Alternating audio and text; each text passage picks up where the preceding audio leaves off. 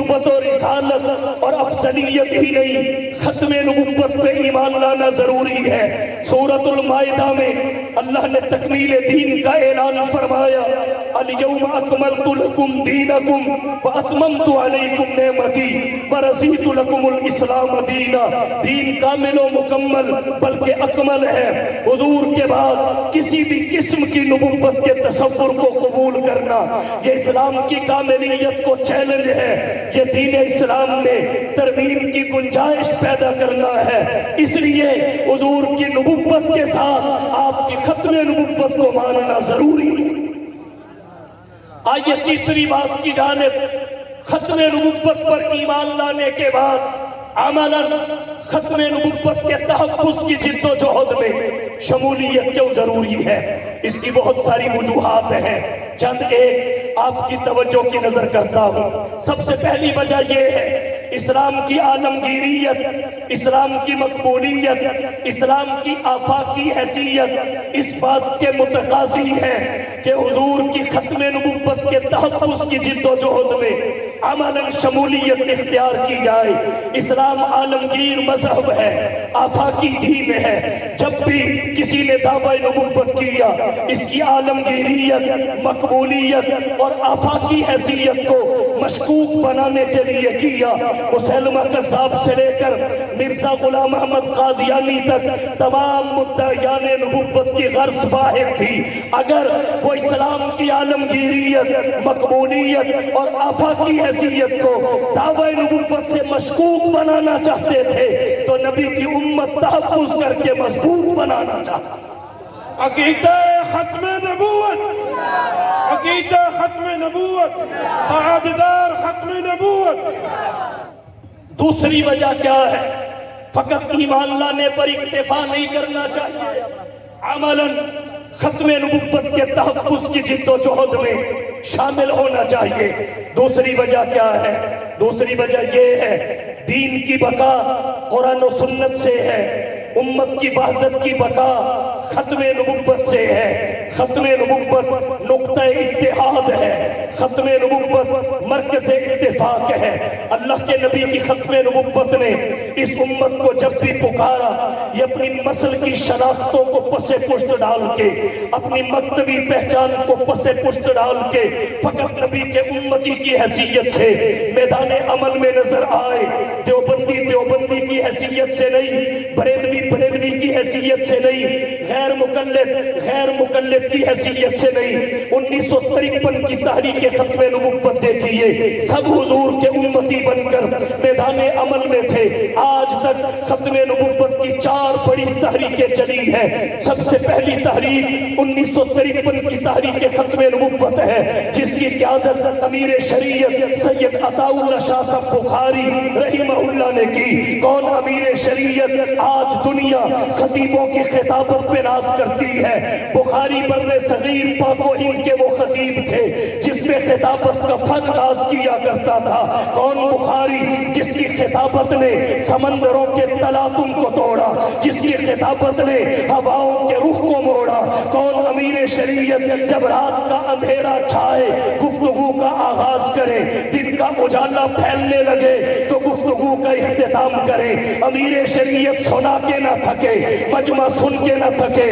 کون امیر شریعت؟ جب خطابت کا آغاز ہو تو الفاظ قطار باندھ کر اپنی باری کا آغاز کرے۔ بخاری تیری زبان کے پھول تھے درہائے آبدار، تیری زبان کے پھول تھے درہائے آبدار، اور تیرے بیاں پہ فن خطابت کو ناز تھا۔ دل و دماغ تھے تیرے قدرت کا معجزہ، اور سینہ تیرا مدینہ سوز و گداز تھا۔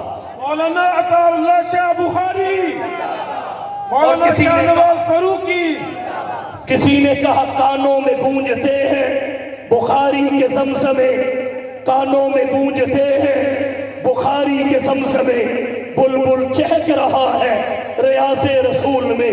سب سے پہلی تحریک ختم نبوت کے تحفظ کی 1953 کی تحریک ختم نبوت تھی، جس کی قائد حضرت امیر شریعت سید عطا اللہ شاہ بخاری تھے۔ دوسری بڑی تحریک 1974 میں چلی، جس کے قائد خاتم المحدثین محدث العصر والزمان علامہ یوسف بن نوری رحمہ اللہ تھے. اس تحریک کے نتیجہ میں 7 ستمبر 1974 میں مرزائیت کو پاکستان کی نیشنل اسمبلی اور سینٹ نے اتفاقی طور پر غیر مسلم اقلیت قرار دیا.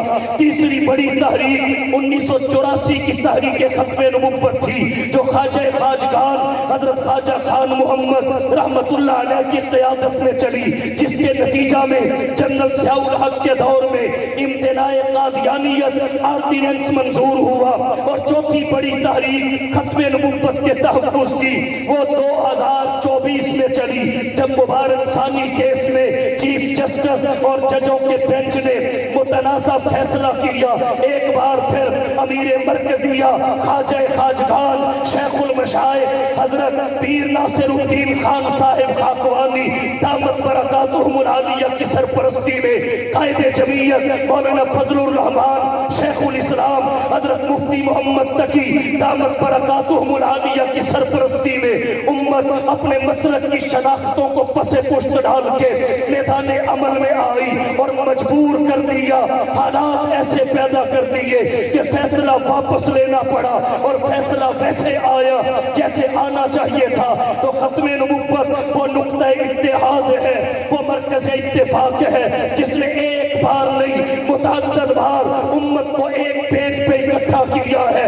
ایک چھتری تلے، ایک جھنڈے تلے سارے کے سارے مسالے کو مکاتب اس اعلان کے ساتھ نکل آئے کہ ہم نے ہر دور میں تقدیس رسالت کے لیے، ہم نے ہر دور میں تقدیس رسالت کے لیے وقت کی تیز ہواؤں سے بغاوت کی ہے، چھوڑ کر سلسلہ رسم سیاست کا فضو فقط نام محمد سے محبت کی. عالمی مجلس تحفظ ختم نبوت، عالمی مجلس تحفظ ختم نبوت، تاجدار ختم نبوت، تاجدار ختم نبوت، تاج و تخت ختم نبوت، تاج و تخت ختم نبوت، عالمی مجلس تحفظ ختم نبوت، قائد جمعیت حضرت مولانا فضل الرحمان. دین کی بقا قرآن و سنت سے ہے، وحدت امت کی بقا ختم نبوت سے ہے.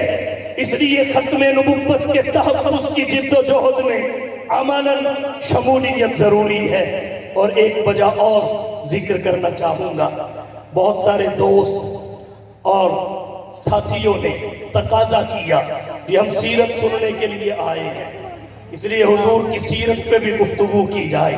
مستقل عنوان تو نہیں بنایا جا سکتا، چلیں اب اگلی گفتگو میں ختم نبوت کے ساتھ جوڑ کر جتنا ہو سکا آپ کی محبت رسول، آپ کی خواہش اور جذبات کا احترام کر کے آگے بڑھنا چاہوں گا. حضور کی ختم نبوت کے تحفظ کی جد و جہد میں عملاً شامل ہونا کیوں ضروری ہے؟ تیسری وجہ ذکر کرتا ہوں، قرآن و سنت کا تحفظ ضروری ہے، اگرچہ ذمہ اللہ نے لیا ہے مگر پھر بھی ذریعہ